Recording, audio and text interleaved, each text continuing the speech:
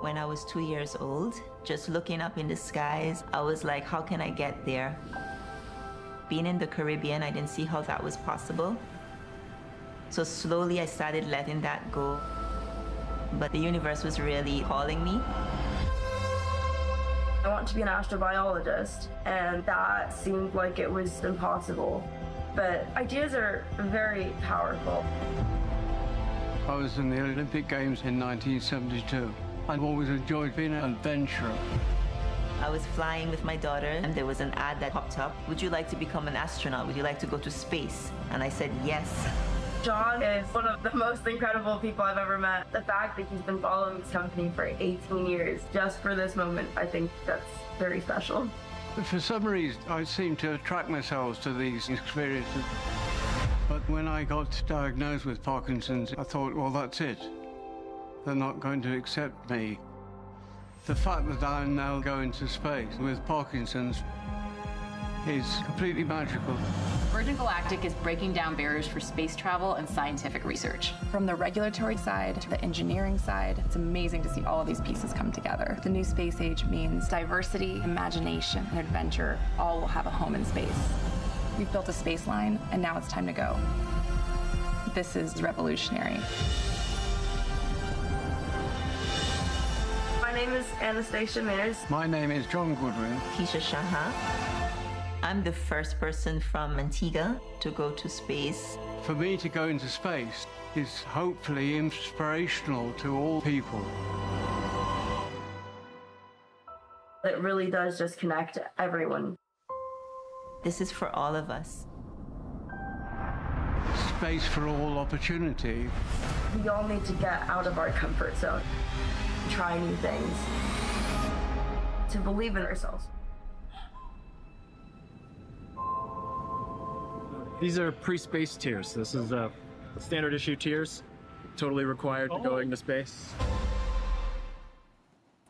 Welcome, everyone, and prepare yourself. There will definitely be pre-space tiers. Thank you for joining us on this momentous day as we bring you coverage of our first private astronaut commercial spaceflight, Galactic 2. I'm Sarisha Bandla. I run research operations and government affairs here at Virgin Galactic, and I had the privilege of becoming astronaut 004 on our Unity 22 test flight. We're coming to you live from our home at Spaceport America, set in the beautiful state of New Mexico here in the US. Days like today don't come around all too often. They're special days that mark moments where boundaries are broken and what we thought to be impossible is redefined. As you saw in the intro, the crew aboard our first private astronaut flight today are unique. They're history makers. They're not only achieving their own dreams, but they're also inspiring the entire world. On board, we have the first Olympian to go to space, the first astronauts from Antigua and Barbuda, the first mother-daughter duo to fly to space, and the youngest astronaut in history. And also, one of my personal favorites, this is the most women ever in a single space flight, and our mission is also majority female, which is huge given that less than 100 women have gone to space total in our history. The list goes on for this incredible crew, and I can't wait for you to get to know them more on this show. But first, let me introduce you to my co-host, our Mission Insights Specialist, Jonathan Ritchie. For those of you who have joined us before, you know that our Mission Insights Specialist will give you live play-by-play updates direct from Mission Control. So thanks for joining us again, JR. Thanks, Sarisha. What a pleasure it is to be in the studio with you today. I can't wait to get into this flight and share it with all of our viewers across the world. It's an absolute pleasure to have you here in the studio. And thank you. Can you tap into that special power of yours and give us an update on our crew and our vehicles? Yes, I can. So, as you can see, the vehicles are already airborne. We have, earlier this morning, observed a perfect takeoff from our runway here at Spaceport America with Eve, the mothership, piloted by astronauts Nicola Pacelli and Mike Masucci. Mothership Eve has completed the climb to launch altitude, which for today's flight is 44,500 feet. But in addition to that launch altitude, there's also a designated launch point within the airspace. Everything is looking fantastic. As I said, we're already at altitude. We're at 46,000 feet right now, and just a beautiful view you get from up there. I imagine our crew are taking it in, and they're preparing themselves as we get closer and closer to that big moment. Amazing. I can feel the anticipation, and I'm not even on board. Now, the individuals today on board bring with them a wealth of diverse motivation and wonderful stories that make them one of the most extraordinary crews to ever fly to space. And when I say it out loud, I really just can't help but feel immense pride. It's always been Virgin Galactic's core mission to broaden access to space, giving more people from all corners of the globe more opportunities to experience the wonder and awe of space travel. And today really feels like the start of something very special. Now, on board first, we have John Goodwin, an Olympian and one of the first Virgin Galactic ticket holders. He's waited 18 years for this. John is joined by Keisha Shaha and Anastatia Mayers, a Caribbean mother-daughter duo who won their seats in a draw that raised funds for nonprofit Space for Humanity. These three remarkable individuals show that the barriers that once existed to becoming an astronaut are being broken down. Now, to date, fewer than 700 people have traveled to space. And not only that, but the rich diversity of humankind is still really truly to be represented. And we're here to change that, beginning with an 800-strong community of future astronauts that come from astonishing 60 different nations across the globe. And some of them will be the first of their nation to experience space. And that is certainly true of today. And I know we have a lot of future astronauts joining us from around the globe here on our live stream. So a huge shout out to all of our future astronauts in that incredible community. You know, Sarisha, that's what I really love about Virgin Galactic. We're allowing people that chance to realize the dream of going to space, a dream that I hope to realize myself one day. I know you'll get to space one day, JR. I'm excited. Now, as I mentioned earlier, Keisha and Anna will be the first ever Antiguan astronauts. Now, historical occasions like this bring communities together. The whole island is celebrating this milestone, including guest Prime Minister Gaston Browne and Virgin's founder, Sir Richard Branson. And we're going to go live to Antigua, where our very own astronaut 006, Christopher Huey, is at the celebration. Chewy, what's it like over there?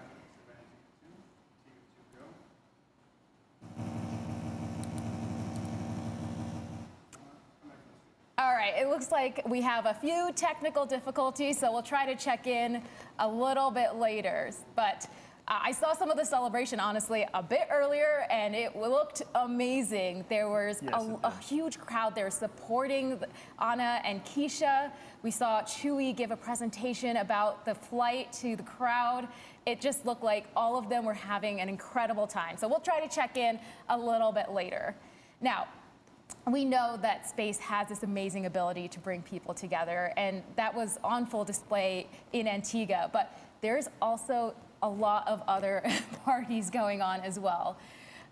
And we'll go in and check on those a bit later. So, it's just couldn't be more excited. Now, what looks like, let's go and check in on the people on board. Their stories are so inspiring, and I can't wait to get to go into their stories and have our entire audience join them on their journeys. Now, John Goodwin, let's start with astronaut 11, an Olympian and one of our first ticket holders. Let's take a look at John's story. I've been waiting a quarter of my life on this Earth to go into space. I'm 80 now. The fact that I'm now going to be doing this is completely magical. I watched the landing on the moon with great interest in 1969, and it's incredible to think that I'm here. John is such an interesting man. He is one of the most incredible people I've ever met. He's such a daredevil. This guy lives. I kayaked in the Olympic Games in 1972. I organized an expedition of 14 people. The record still stands today. I seem to attract myself to these sort of things. When I got diagnosed with Parkinson's, I thought, well, that's it. They're not going to accept me. You're going to space despite the Parkinson's. This attitude of space for all is a wonderful thing. Hearing his story makes me realize I'm going to be sharing this mission with such an amazing human. To space. This opportunity is completely unreal. For me to go into space and defy Parkinson's is hopefully inspirational to all people. Now, John Goodwin's community in Stoke, England are watching together. And in New York City, friends are gathered at the Michael J. Fox Foundation for Parkinson's research to watch as well. He's got a huge community supporting him, and he'll only be the second person diagnosed with Parkinson's to fly to space. Next up, we have Keisha Shahoff, astronaut 12. Keisha won 2 seats through a philanthropic fundraising sweepstakes benefiting Space for Humanity, a nonprofit organization. Their mission, to send more diverse humans to space and change perspectives, resonated with Keisha and encouraged her to enter. Let's take a look at Keisha's journey. In my dreams, I'm always flying. 3, 2, 1, release. I've lived all my life by the water, but I feel more connected in the air. My first interest in space really started when I was 2 years old, just looking up in the skies. How can I become an astronaut? Being in the Caribbean, I didn't see how that was possible. So slowly I started letting that go. But the universe was calling me.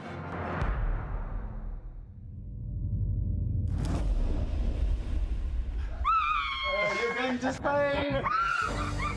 So you would be the first astronaut from Antigua, of course. Making history. You're making history. It's a very inclusive mission. My lifestyle is very much grounded. The same way that I live is how I educate and I help others in my coaching program. I hope to inspire people in this region to get beyond their limitations. When I was asked the question, I want 2 seats, who's coming with me? Anna looked over at me and she says, Mom, if anyone is going with you to space, it's going to be me. I feel like to be successful in this life, you have to be able to bend and stretch yourself. It's an adventure of humility and humanity. How can we come together to make this realistic for everyone? This is our mission. This is for all of us. Okay, Keisha's reaction to being told she's going to space just embodied an incredible amount of excitement. And to make Keisha's experience even more remarkable, she chose her youngest daughter, Anastatia Mayers, astronaut 13, a college philosophy and physics student, to be her companion. Let's get to know Anna. Every time I look at the stars, it almost feels like I have a place in the universe. It reminds me that like everything happens for a reason. I've always been interested in any sort of science. I think it was in about grade 3 or grade 4, we started learning about astronomy. That made me so deeply interested in finding out what else is out there. I'm studying philosophy and physics in University of Aberdeen in Scotland. I want to be an astrobiologist. That thought seemed like it was so almost impossible. I do believe if she puts her mind on whatever it is she wants, I know she will achieve it. Hi, Anna. You and your mother are going to space. Anna, we won! I know I am very young. There's so many other people like me wanting to do something involving space and don't think that they actually have the opportunity to do that. Virgin Galactic's mission is to expand this to civilians. Ideas are very powerful. We all need to get out of our comfort zone, to try new things, to believe in ourselves. I mean, when I said this crew is incredible, might have been an understatement. They're absolutely extraordinary. Yes, they are. Now, I've heard that we have our feedback from Antigua, so let's check in with Chewy on the celebrations.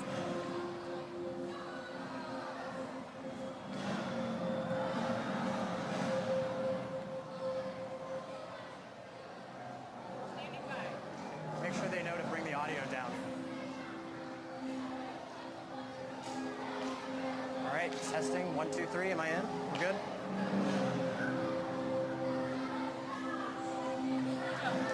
Sarisha, I'm here on the ground in Antigua, and the energy is absolutely off the charts.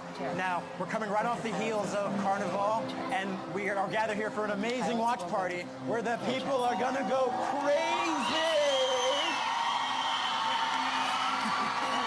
Space has this amazing ability to bring people together, and we've got waving flags, we've got music, we've got dancing, maybe a little rum, I don't know, but everyone here is really excited for Keisha and Anna. Back to you in the studio, Sarisha. Amazing. I can feel the celebration. It's amazing. I can feel the energy. It's incredible. Now, going to our pilots who are going to be taking our dynamic crew to space, I want to introduce our commander of Unity, astronaut CJ Sturcow, a retired Marine test pilot and former NASA astronaut. Sturcow is a veteran of 4 space shuttle missions and 3 Virgin Galactic Unity missions. He's the first person to launch to space from 3 different states.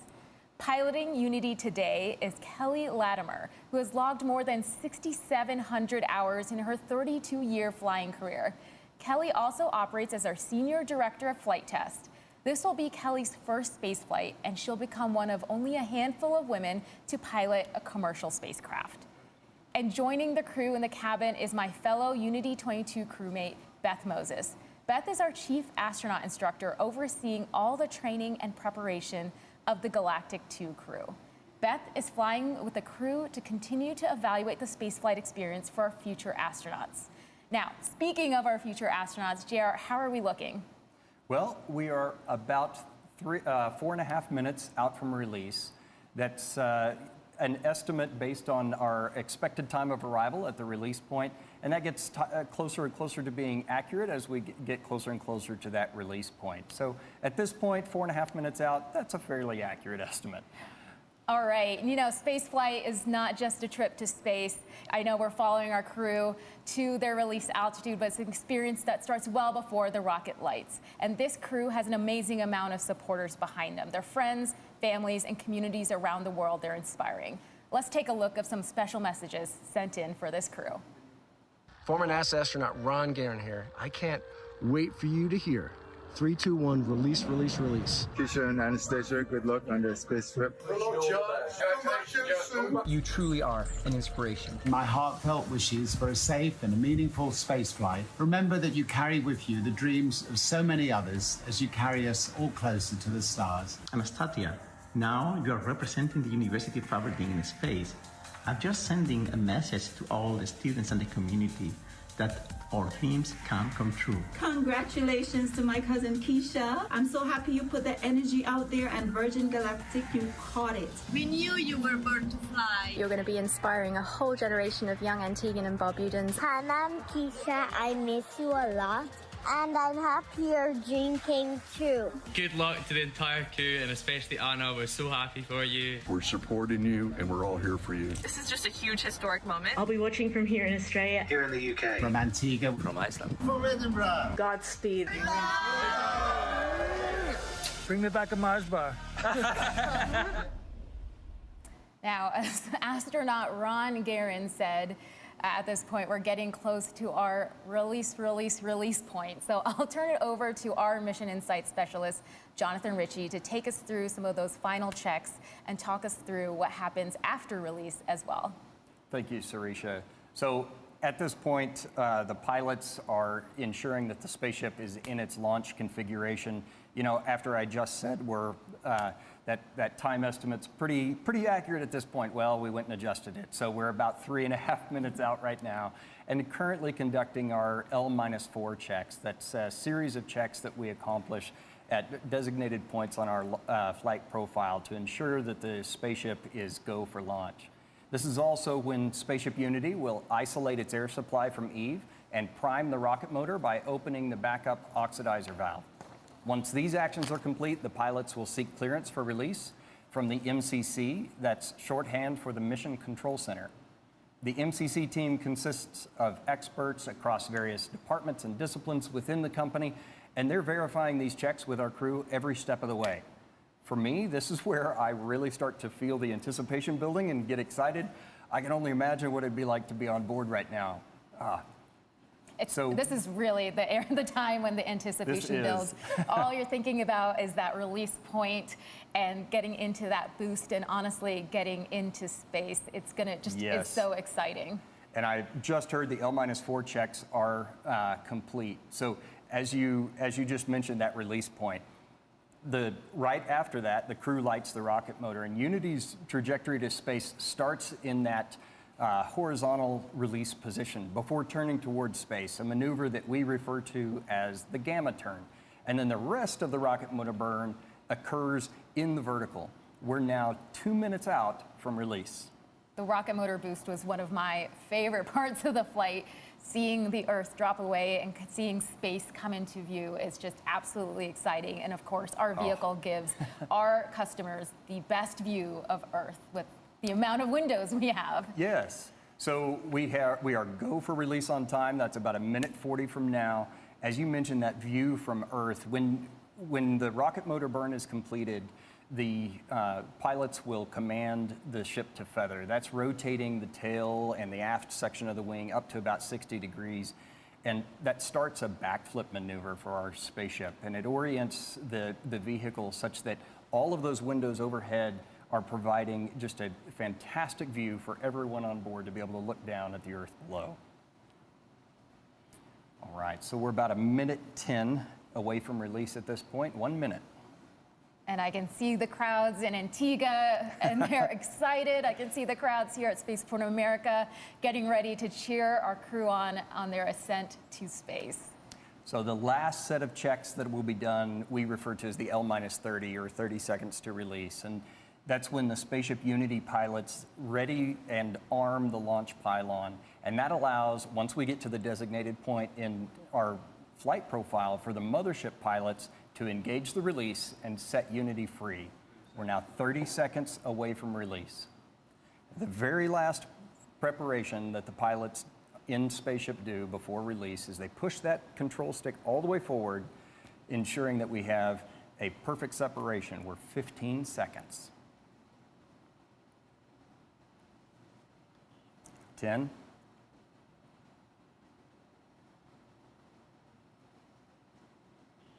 5, 3, 2, 1, release, release, release.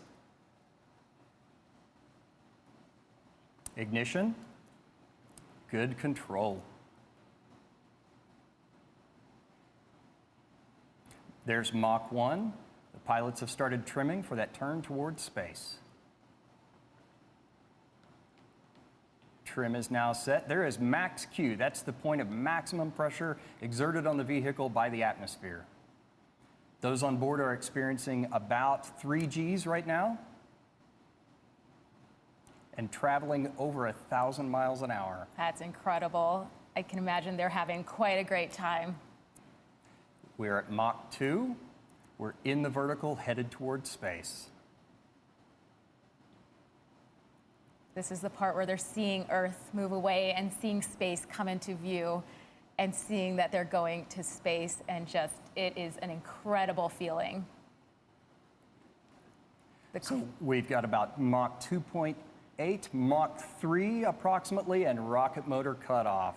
Amazing. The crowds here are just absolutely going wild. I can't imagine what's happening in Antigua with them cheering them on.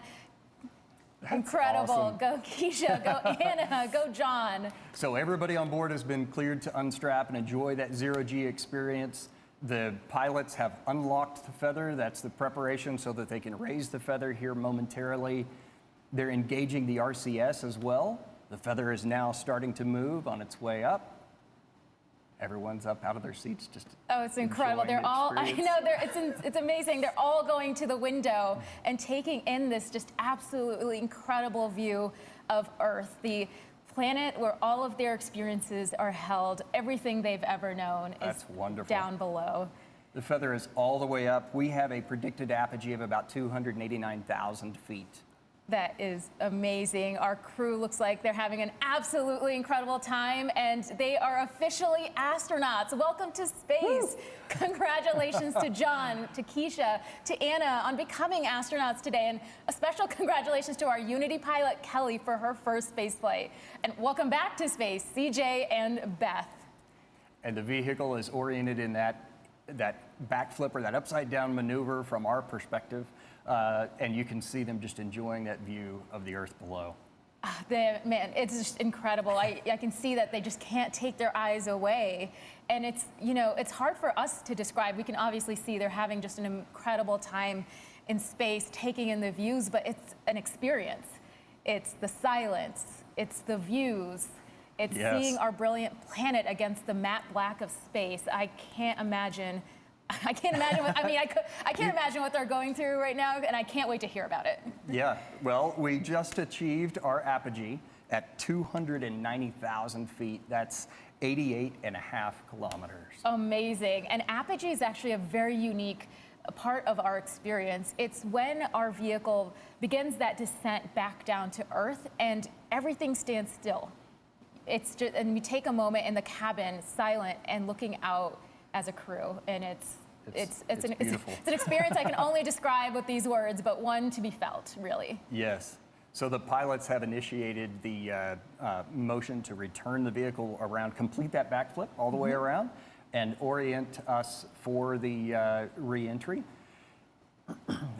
They've just made the return to seat call. They do that before we get to about 0.1 Gs. The pilots tell the passengers when to return to their seats, and then it's something that our training team has made very natural and intuitive, even though you're in that reduced G environment. Yeah, absolutely. During the days up leading to training, it's something that all of our crew practice.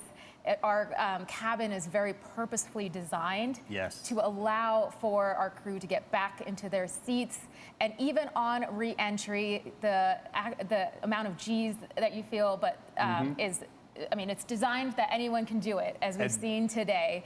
And the views are going to be amazing on the way down, too. So when we talk about space travel, right, with the boost, everybody recognizes that as exciting and thrilling, but the re-entry is actually quite thrilling as well.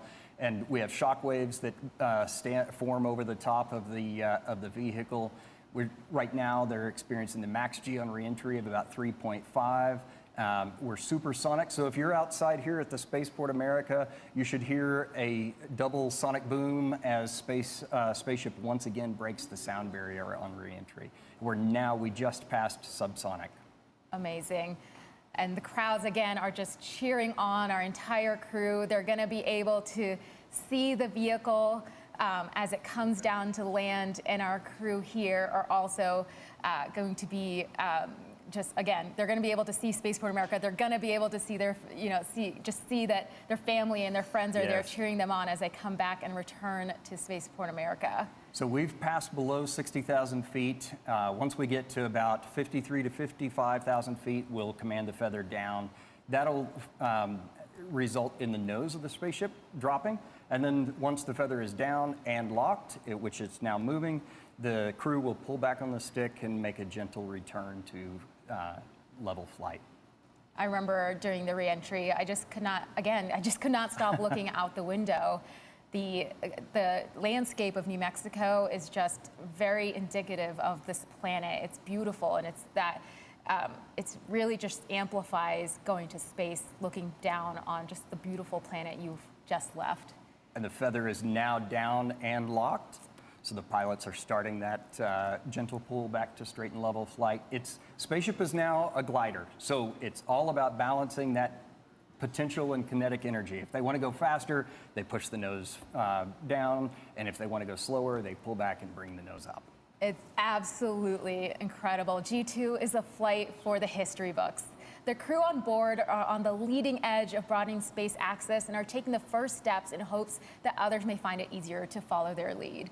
Now, Keisha and Anna have become astronauts today thanks to Space for Humanity, whose mission is to expand access to space for everyone. And to talk more about their mission and their purpose, we actually have a special guest in the studio, Space for Humanity's Executive Director, Rachel Lyons. Rachel, welcome to the studio. Thank you so much for having me, Sarisha. It's such an honor to be here. Oh my gosh, you must just be absolutely pumped. So before we talk about Keisha and Anna, I know we all want to, I wanted to ask, could you tell us about Space for Humanity's mission? Absolutely, yeah, and I am so excited. The team is so excited. It's such a dream come true to see this happening, to see Keisha and Anna and John going to space.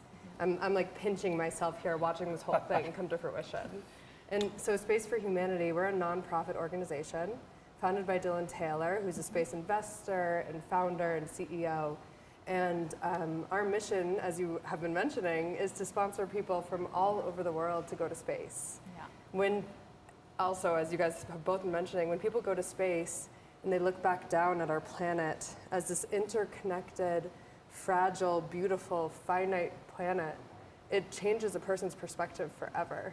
Yeah, as you spoke about so beautifully, yeah. And so we're really passionate about giving that perspective to as many people as possible by sending people who can be representatives for different areas and nations and places that haven't necessarily had exposure to this.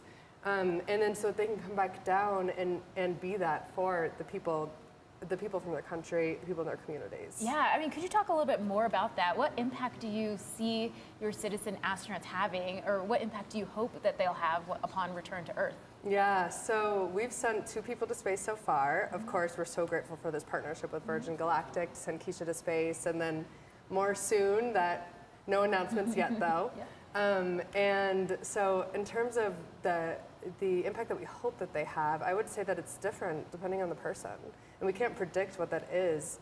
But what we're looking for is people who are committed to making a difference in their communities, people who have a track record of success, people who have a track record of doing things that make a difference in the world, people who are natural leaders. And so the hope is that each of them come back down and make a difference in a way that's true for them. And like I said, we can't predict that. It's not prescriptive. And depending on the cares and the passions of the individual, it'll look different. Absolutely. And so that's the cool thing about Keisha and Anna going to space and just watching, you know, the people that are impacted and their unique message that Virgin Galactic has done such a beautiful job of capturing. It's just amazing to watch. Yeah, I mean, actually, speaking of Keisha and Anna, you've seen their journey from when they were selected. You were there. Yeah. So maybe you could talk about, you know, being there, Keisha's reaction to her journey, training for spaceflight, being here on site, and then you saw her go to space. What impact have you already seen that journey make? Yeah, so we were there just about 2 years ago, a little bit less than 2 years ago now. Myself, Richard Branson, some other Virgin Galactic team members, and other people that were part of the campaign. And so I had the honor of going to Keisha's house, and we knocked on her back door and we surprised her. And Richard Branson's face just, you know, greeting her when she opened the door. That's where we saw the screen. Yeah, exactly. Which you saw in person. Exactly, exactly. And so, you know, that was a dream come true, because that was the first time we had ever given someone a ticket to space. And so to watch this now 2 years later, and also to watch the impact that she's having on Antigua. I mean, I've been to a handful of space launches at this point, and I don't think I've ever even met someone from the Caribbean at one of these space launches. And so now there's reporters, there's people from Keisha's community, you know, there's people who are telling me what their flag means and what it means for them as a nation to have Keisha be going to space, Keisha and Anna. Yeah. It's incredible to watch, and she is an inspiration. They are both inspirations for so many different demographics, so many different groups of people, and as I mentioned before, their messages are profound already, and they haven't even seen the Earth from space yet. Yeah, I mean, they represent such an incredible community. Of course, Antigua, Barbuda, Caribbean, mothers, daughters, college, university students, women. It's the boundaries they're breaking is just absolutely mind-blowing, and they're just the first. There's going to be many more. So I know you're eager to get back and cheer them on as they come into land, but anything you want to say just to close out, and you know, just tell us about your excitement for Keisha and Anna landing and being there to cheer them on. Yeah, no, I mean, I guess all I'll say is I've had the pleasure of spending some time with Keisha. After we surprised her, she and her husband gave me a tour of the island for a day afterwards, and for her, this is like the biggest dream of her life. And she gets to bring her daughter on that too.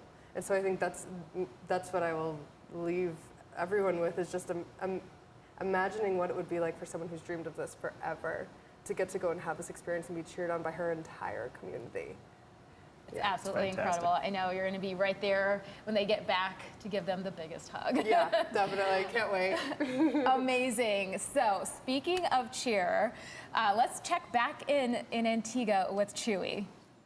And access to space for everyone. And to talk more about their mission and their purpose, we actually have a special guest in the studio, Spaceport Humanities Executive Director Rachel Lyons. Rachel, welcome to the studio.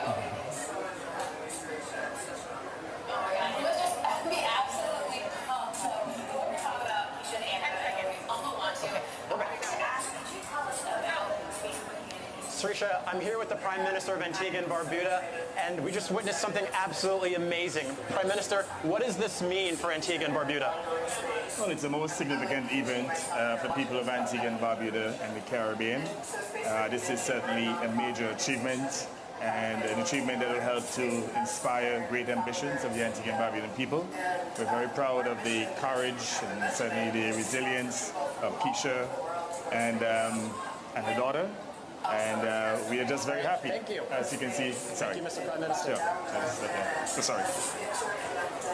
20 minutes past. We're good. 20 seconds goes fast. All right, we got it. Oh, amazing, amazing, amazing. The energy in Antigua is just incredible. I can feel the energy here at Spaceport is absolutely amazing as we welcome our crew back as they come in for landing. Now, let's take it over. JR, can you give us an update on their progress back to Earth? Yeah, I sure can. We're at this point, just under 12,000 feet. Kelly was at the controls there for most of the glide. CJ has just resumed control of the flying the spaceship. So the approach checks are in work. They've planned to manage their energy management as you do with a glider, and now hitting those waypoints as they come in to runway 34 here at Spaceport America. So that's south to north on the runway. For those non-pilots tuning in, those numbers represent the first two numbers on the magnetic heading of your compass. So 34 is 340 degrees. So we're doing a turn to final right now, and that's a left turn so that CJ, the pilot, the commander in the ship, has a view of the runway. The landing gear is now down and locked.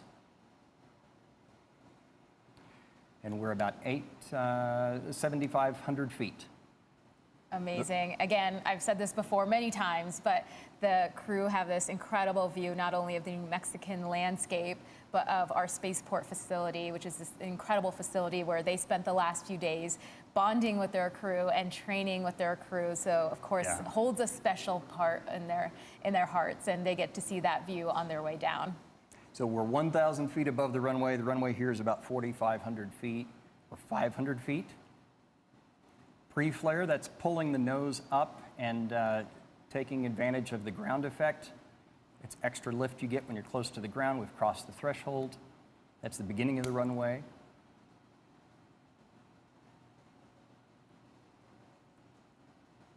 Beautiful. And touchdown of the main gear. Now CJ's going to hold the nose gear up for a little bit. That helps bleed off the energy that the spaceship has, using the air drag associated with that. Now he started to lower the nose.